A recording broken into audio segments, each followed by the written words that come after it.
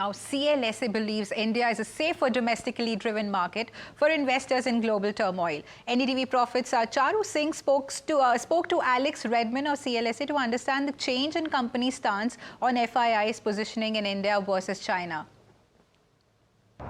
More constructive than the rest of the asset class. Okay, I see significant pressure in absolute terms across the entire emerging market space. Okay. And that's brought upon by some quantitative conclusions. You're going to have the EPS growth differential between EM and DM probably now begin to roll over, specifically if Trump pushes through the tax changes. That will boost US EPS. It won't boost EM, so our differential looks worse, and that will erode our performance. You're going to have the structural headwind of the dollar. You're going to have all of the trade impact, et cetera, et cetera. I think we know the score. So within that environment, it's all about protecting yourselves. And we shouldn't lose sight of the fact that year to the end of September, actually emerging markets was doing well.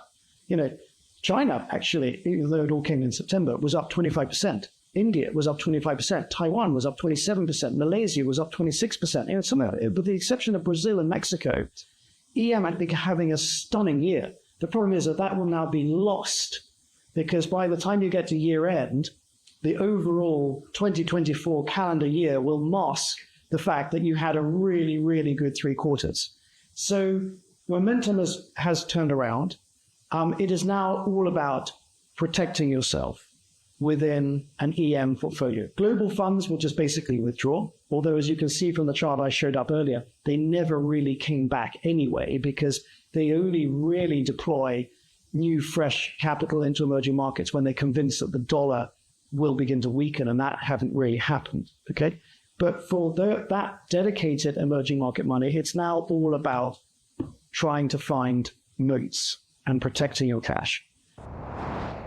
Earlier in the day, we spoke to G. Shivakumar, ED and CFO of G Shipping, who